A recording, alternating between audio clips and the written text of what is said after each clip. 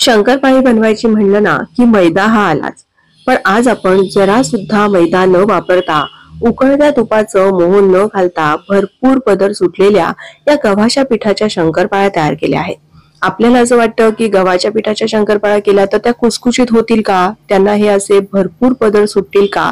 पण बघा, भरपूर पदर सुटलेली ही अशी गव्हाच्या पिठाची शंकरपाळी तयार झाली आहे। बघा, आतून अगदी खारीसारखे पदर सुटले आहेत आणि याचा सहज हाताने चुरा होतो। म्हणजे आपलं जसं बिस्किट असतं ना, अगदी तितक्याच या खुसखुशीत तयार होतात।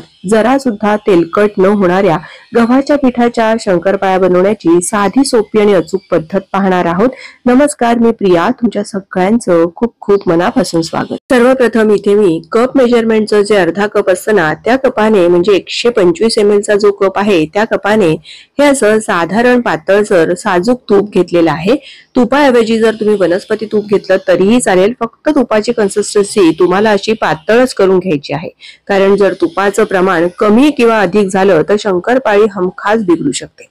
त्यानंतर त्याच कपाने आपल्याला साखर सुद्धा घ्यायची। साखर मात्र ना मी अगदी भरून घेतलेली आहे, म्हणजे शंकरपाळी अगदी छान गोड तयार होते। त्यानंतर त्याच कपाने 1 कप इतकं आपल्याला पाणी घ्यायचं आहे। पाणी किंवा दूध तुम्ही दोन्हीपैकी काहीही वापरलं तरीही चालेल। सर्व साहित्याचं प्रमाण या कपने मोजून घेतलेलं आहे। पण जर तुमच्याकडे कप नसेल तर अशी ही आपली आमटीची वाटी घेतली तरीही चालेल।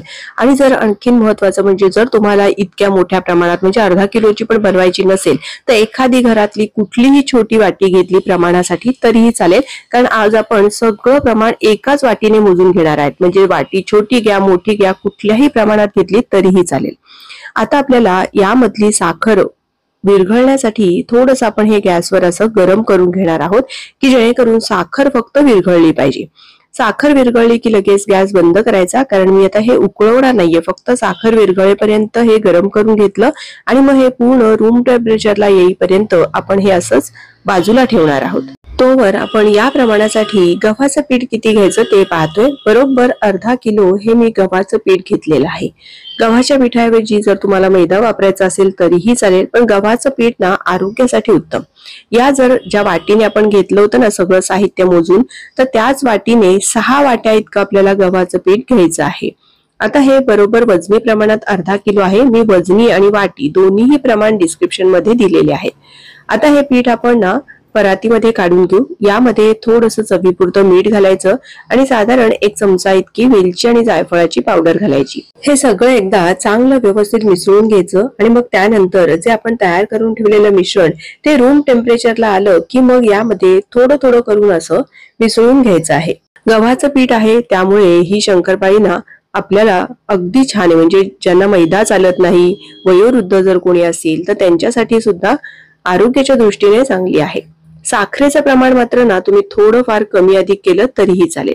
बघा, मी थोडं थोडं करून सगळं इथे हे जे आपण तयार केलेलं मिश्रण आहे ते घालून घेतलेलं आहे। आपण जशी गव्हाची कणिक मळतो ना अगदी त्यापेक्षा थोडंसं घट्टसर आपल्याला हे पीठ भिजवून घ्यायचं आहे।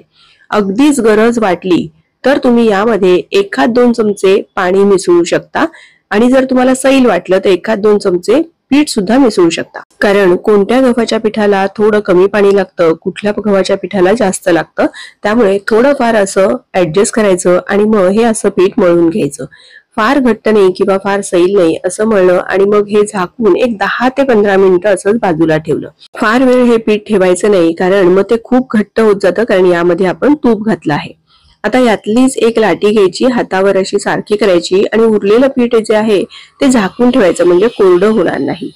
हे पीठ ना आपण बऱ्यापैकी घट्ट मळलेलं आहे आणि त्याचबरोबर यामध्ये जे आपण तूप वापरलं असल्यामुळे कड्यांना अशा तडा जाऊ शकतात, पण त्या सारख्या करायच्या आणि अशी पातळ पोळी आपल्याला लाटून घ्यायची आहे। बघा, अगदी पातळ अशी लाटून घ्यायची। आता याला या अशा घड्या करून घ्यायच्या आहेत। या अशा घड्या केल्या म्हणजे काय होतं तर आपल्या शंकरपाळ्यांना ना भरपूर असे पदर सुटतात।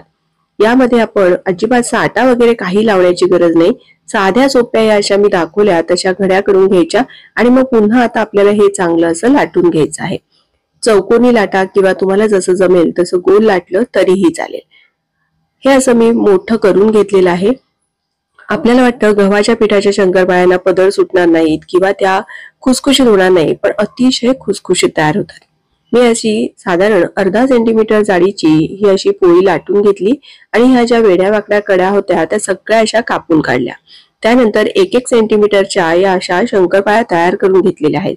तुम्हाला ज्या शेप मध्ये आवडतील त्या शेप मध्ये तुम्ही या शंकरपाळ्या तयार करू शकता। मी इथे चौकोनी शेप मध्येच या शंकरपाळ्या तयार केल्यात कारण त्या दिसायला ना खूप छान दिसतात।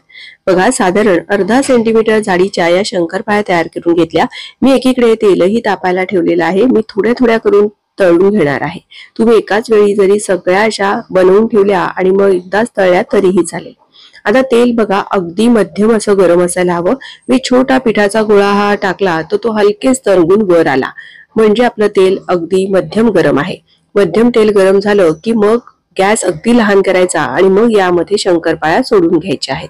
सुरुवातीला लगेच झारा लावायचा नाही, तर बघा हे अशा शंकरपाळ्या तळून ना थोड्या थोड्या अशा वर यायला लागतात। अशा थोड्याशा वर आल्या आणि त्या थोड्या तेलामध्ये सेट झाल्या की मग हळूच आपल्याला याला झारा लावायचा आहे। गॅस अगदी मंद ठेवायचा आहे, कारण जर अगदी लहान गॅस असेल ना तरच शंकरपाळ्याला छान पदर सुटतात। जर तुम्ही मोठ्या आचेवर किंवा फार गरम तेलामध्ये जर तळल्या तर मात्र हे असे पदर सुटत नाहीत।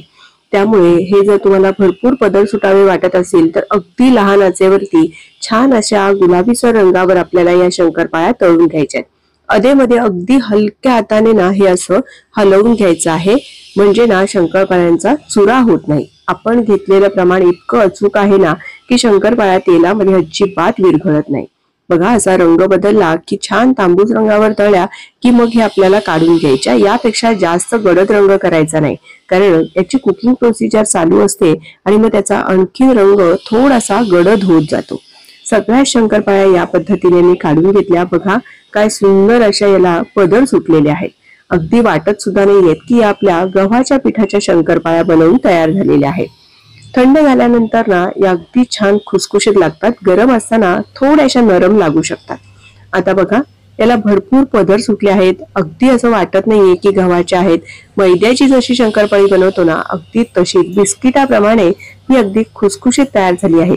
प्रत्येक एक शंकरपाळीला छान असे पदर सुटलेले आहेत। आणि बघा मी तुम्हाला यातली एक शंकरपाळी तोडून दाखवते की जशी खारी असते तसे याला भरपूर पदर सुटतात। अगदी छान अशी भरपूर लेअर असलेली ही बिस्किटापेक्षा सुद्धा खुसखुशी शंकरपाळी तयार झाली आहे।